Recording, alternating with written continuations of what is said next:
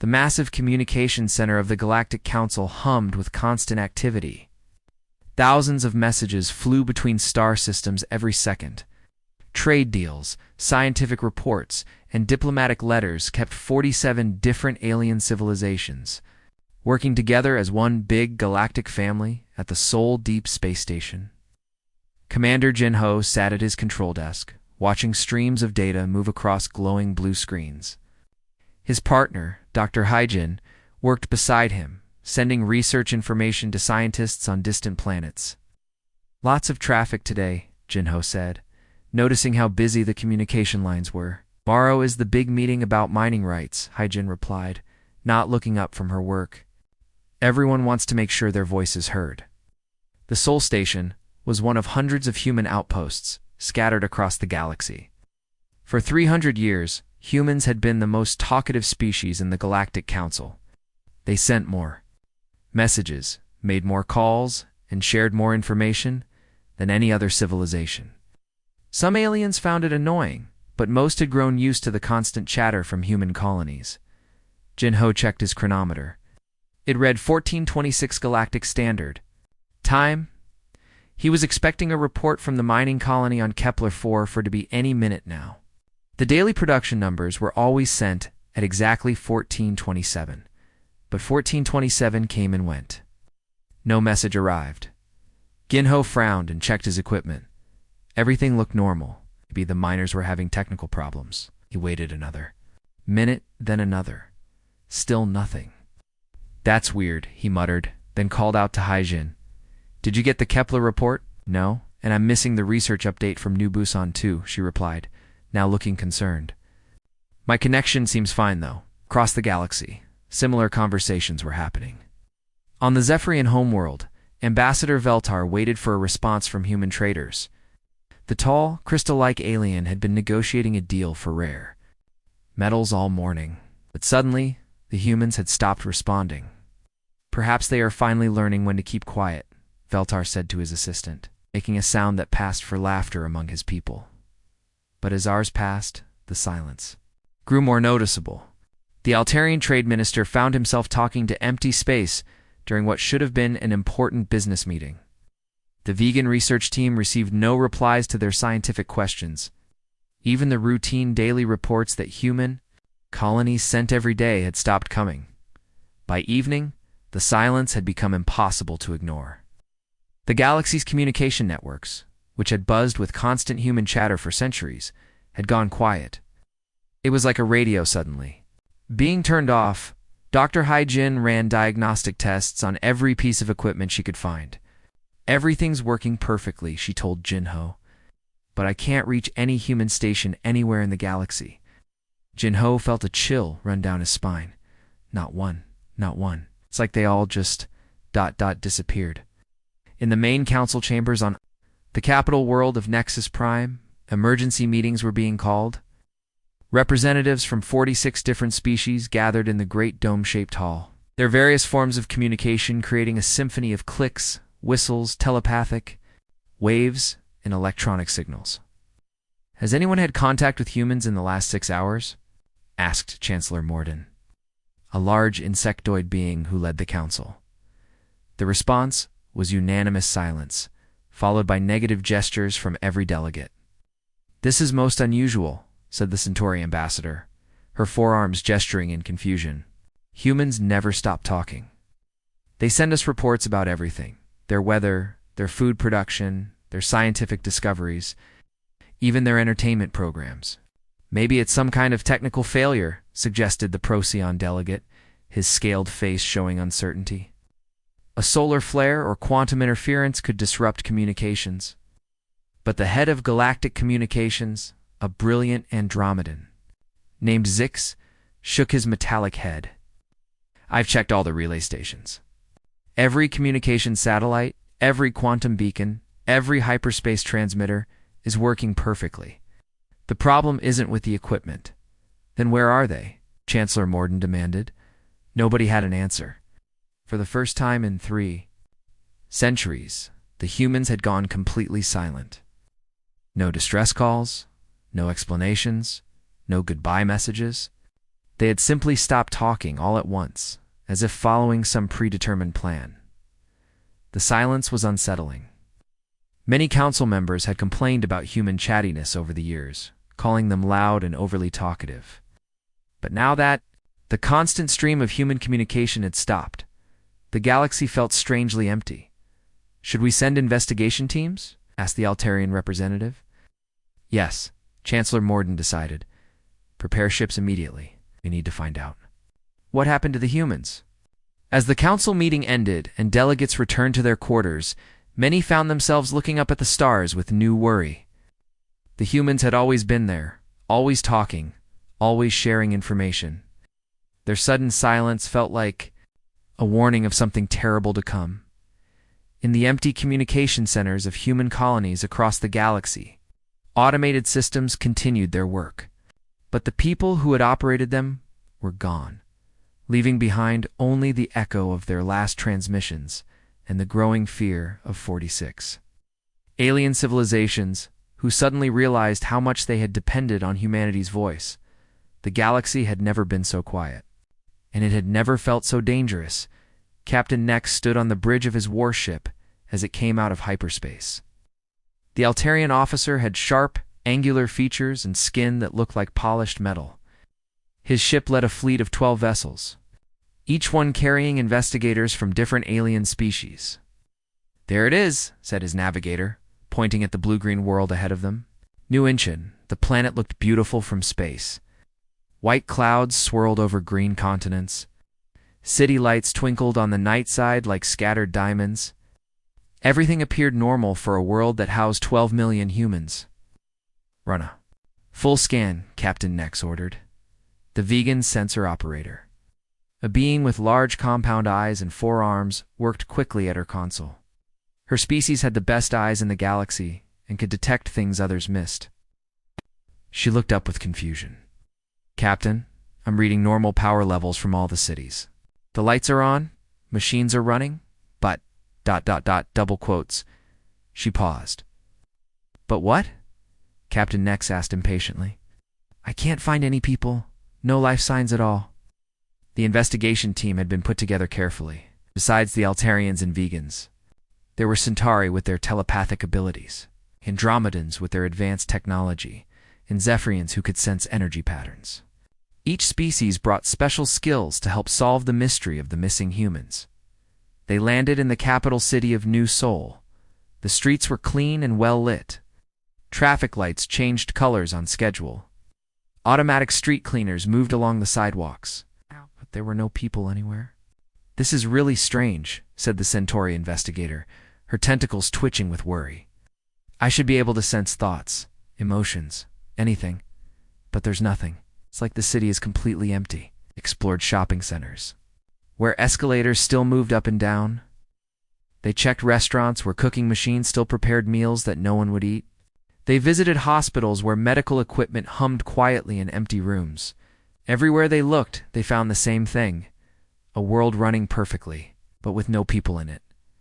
The team split up to check other human colonies. The results were always the same. On New Busan, they found automated farms still growing crops and harvesting them.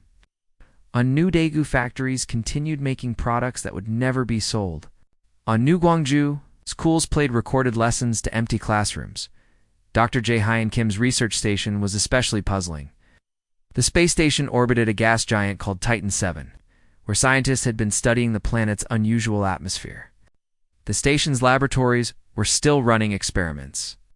Robot arms moved samples from one container to another. Computers collected data and stored it in memory banks. But all 300 crew members had vanished. "Look at this," said the Andromedan investigator, his metallic fingers pointing at a computer screen. The last entry in the station log was made just 2 days ago. Everything was normal. The crew was planning to send their monthly report to the council then... nothing. But the most frightening discovery came when they approached human military bases. The fortress world of New Jeju had been built to protect the outer colonies from any threat. Its massive defense platforms could destroy entire fleets. The planet's surface was covered with weapon installations and shield generators, As Captain Nex's fleet approached the planet, something unexpected happened. Red lights began flashing on his bridge. "Captain," his weapons officer shouted, "we're being targeted." On the main screen, they could see the defense platforms turning to face them. Huge cannons tracked their ships with deadly accuracy. But when they tried to communicate with the planet, no one answered. "Are they going to shoot us?" asked the Zephyrian investigator, his crystal body flickering with fear. "I don't know," Captain Nex replied. "But those weapons are definitely locked onto us." They sent a boarding party to investigate one of the human warships floating near the planet. The ship was called the Dokdo, named after some islands on old Earth. It was a massive vessel, heavily armed and armored. All its systems were active and ready for battle. But when the boarding party explored the ship, they found empty corridors and vacant crew quarters. Personal belongings were still in place. Half-eaten meals sat on tables in the dining hall. Someone had been playing cards in the recreation room, but the game was abandoned mid-hand. "It's like they all just got up and left in the middle of what they were doing," whispered the Centauri investigator. The search continued for days. They checked mining colonies, research outposts, trading stations, and military bases. Always the same result. Empty buildings, running machines, and no people. It was as if 12 billion humans had simply vanished into thin air. But the military installations told a different story. Every human weapon system was still active. Defense networks tracked the Council ships wherever they went. Computer systems responded to scans with defensive protocols. The humans hadn't just disappeared randomly. They didn't flee, Captain Thex realized as he studied the data. Look at the patterns. Every evacuation was planned and organized. They took specific items and left others behind. "The military systems are still watching us," Zephyrian investigators. Crystal form dimmed with understanding. "You mean they're still out there somewhere?" "Yes, Captain," Nex said grimly. "The humans aren't gone. They're hiding, and they don't want to be found." The investigation team worked through the night on the Sol Deep space station. Captain Nex and his officers searched through empty offices and abandoned computer terminals, looking for any clue about what had happened to the humans. The Andromedon investigator, whose name was Zix, had the best skill with computer systems. His metallic fingers moved quickly over the control panels, trying to access the station's databanks. Most of the files were locked or encrypted, but he kept trying. "I found something," Zix announced after several hours of work. "There's a personal log file that wasn't properly deleted." The team gathered around as Zix activated the recording. A holographic image appeared in the air above the console. It showed a human woman with short black hair and tired eyes. She wore the uniform of a space station commander. "This is Dr. Somin Lee. Final log entry," the hologram said. Her voice was calm, but there was fear hidden beneath it. Long range. "Sensors have detected them. The Devourers have returned." The alien investigators looked at each other with confusion. The Centauri officer was the first to speak. "Did she say Devourers?" The hologram continued speaking. "Admiral Dong Han is coordinating the evacuation to the Shadow Protocols. We estimate 72 hours before they reach the outer perimeter. All personnel are to report to designated hiding points immediately. This will be my final transmission." The recording ended, leaving the investigation team in stunned silence. The Devourers were supposed to be just old stories, legends that parents told their children to make them behave. Ancient tales spoke of machine beings that had once swept through the galaxy, destroying entire civilizations and eating worlds. But most people thought they were just myths. "Surely they can't be real," said the vegan investigator, her compound eyes blinking rapidly with nervousness. Captain Nex wasn't. "So sure, let's keep searching. If the humans believed in them enough to evacuate 12 billion people, maybe we should take it seriously." They found more evidence in the classified military files. Captain Minho Yoon had been stationed at Wolf 359, a lonely outpost at the edge of human space. His final message was short but terrifying. Devourer scout fleets have crossed the galactic boundary main force, approximately 6 months behind. All stations are to implement Protocol 7 immediately. Protocol 7. The investigators found references to it in dozens of documents, but the details were heavily encrypted. What they could understand was frightening. It was a plan that had been developed over many years, maybe decades, had been preparing for something terrible. "Look at this," said Zix, pointing at a military planning document. They had hiding places prepared for every single human colony. Secret bases, underground bunkers, hidden space stations. They even had plans for evacuating entire planets. Zephyrian investigators' crystal body flickered with worry. "How long have they been planning this?"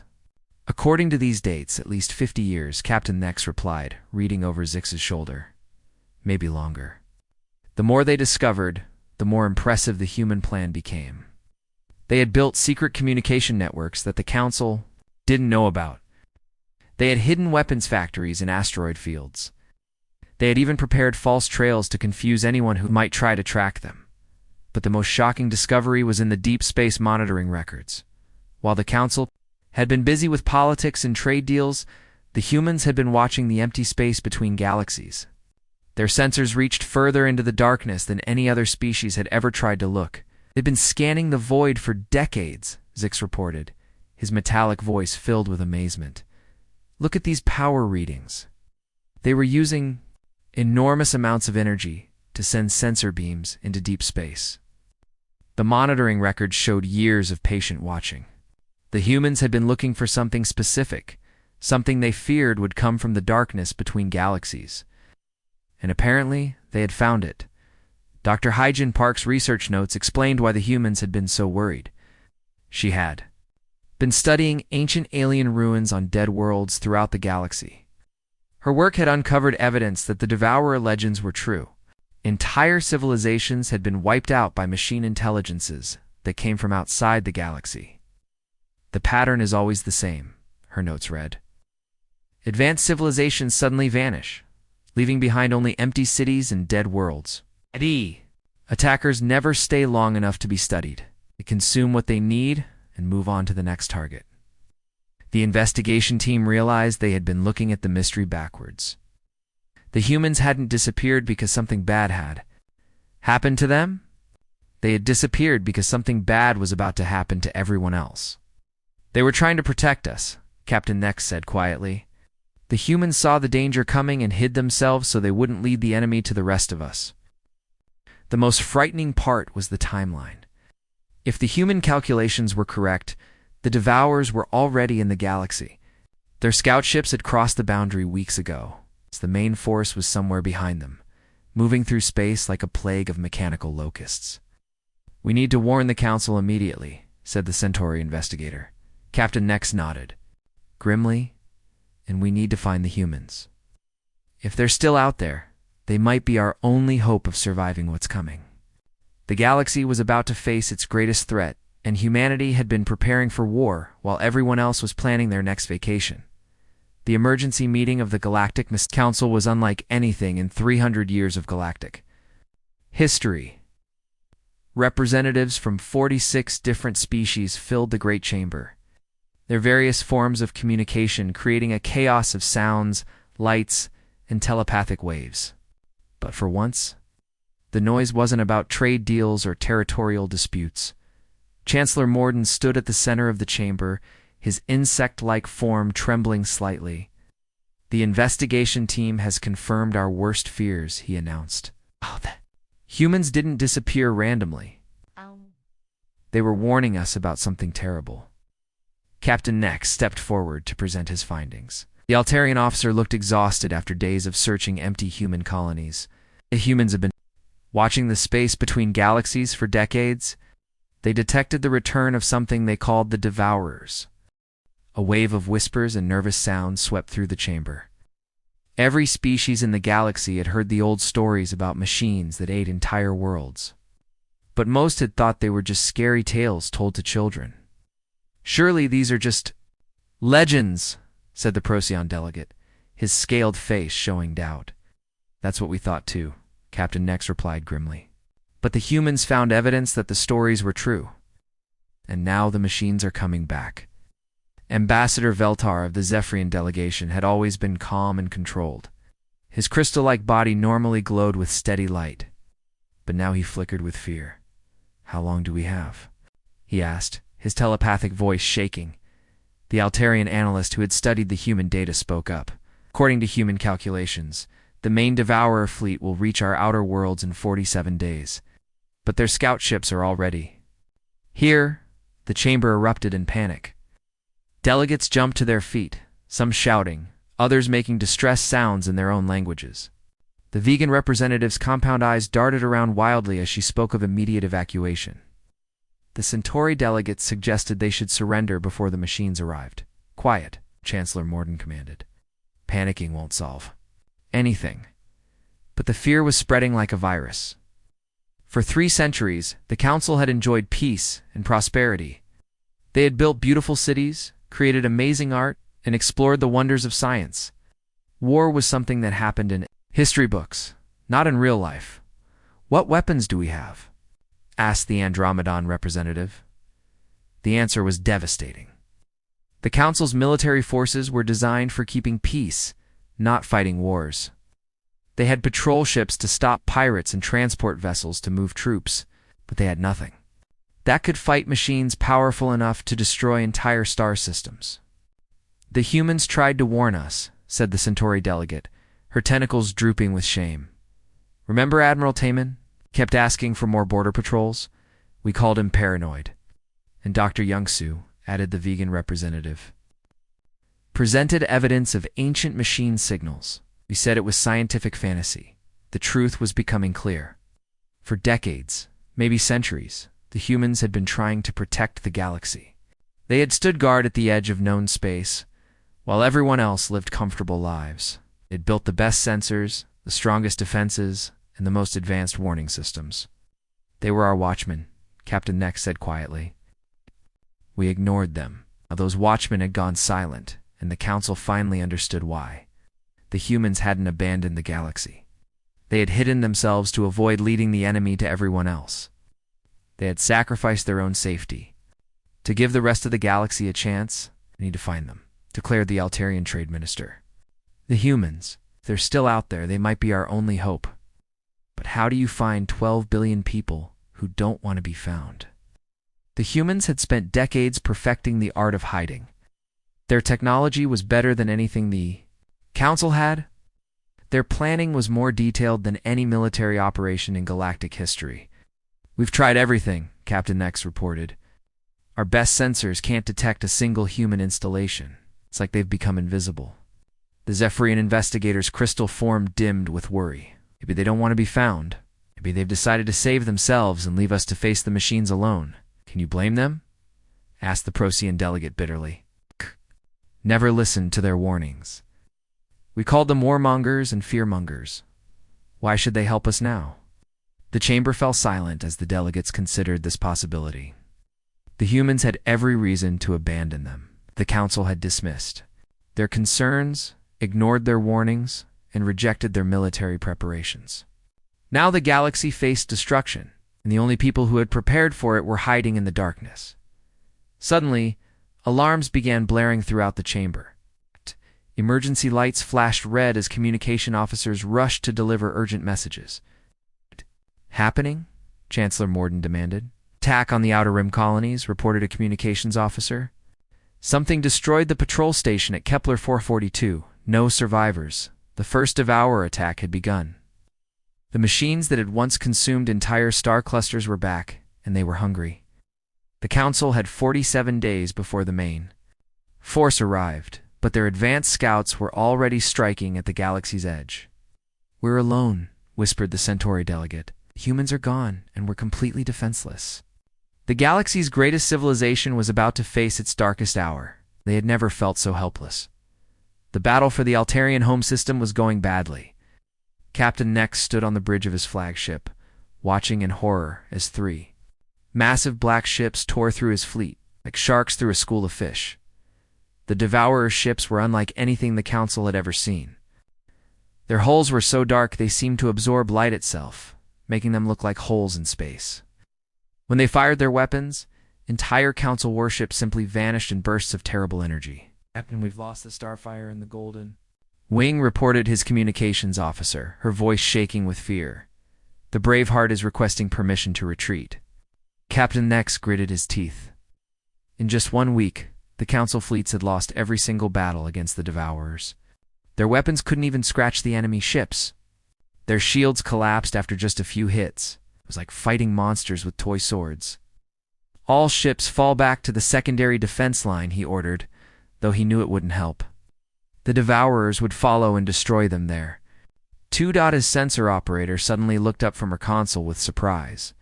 Sir, I'm detecting multiple hyperspace signatures. Something big is coming out of the void. More Devourers, Captain Nex asked, preparing for the worst. No, sir. These readings are different. Much different. The first ship to appear was enormous, easily twice the size of Captain Nex's flagship. Its hull was painted with blue and red colors that he recognized from old history books. Those were the colors of the ancient Korean Space Force, back when Earth was still divided into separate nations. Then another ship appeared, and another. Within minutes, the space around the dying Altarian fleet was filled with human vessels.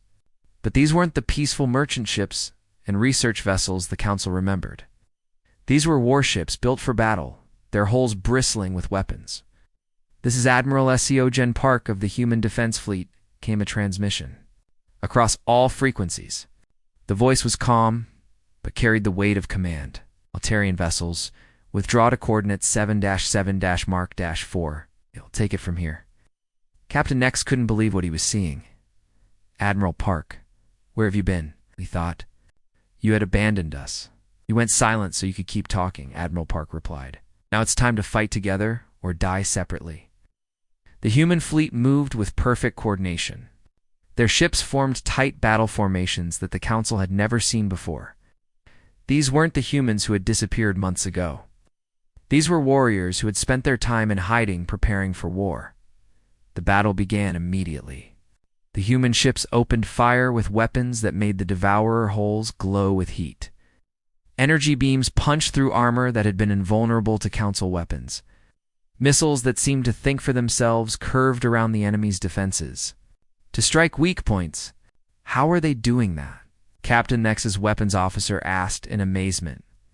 They've been preparing for this fight for decades, Captain Nex realized. While we were having diplomatic meetings, they were building better weapons. The Devourers tried to respond, but the human ships were ready for them.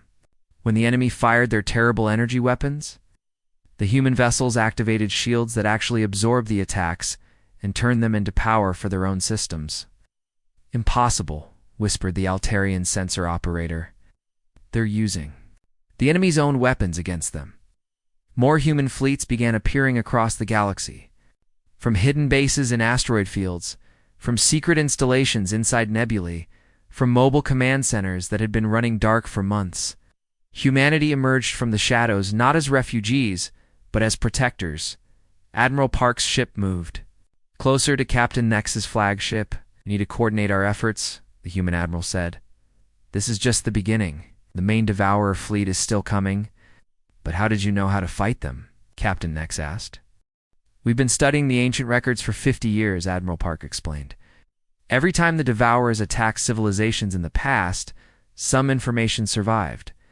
We learned from the mistakes of those who came before us. The human commanders. Voice grew serious. We also learned something else.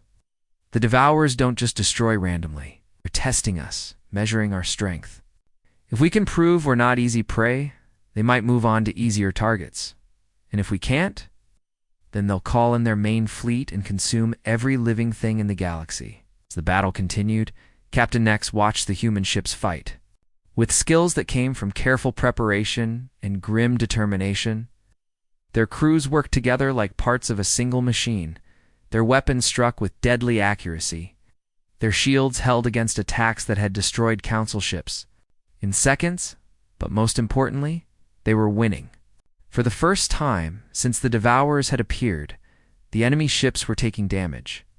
One of the black vessels began to retreat, its hull glowing with heat from human weapons. They're running, Captain Nex said in amazement. It's battle. Yes, Admiral Park replied, but the war is just beginning. We'll need every ship, every weapon, and every brave soul in the galaxy to survive what's coming. The human fleet had returned, and with them came something the Council hadn't felt in weeks. Hope.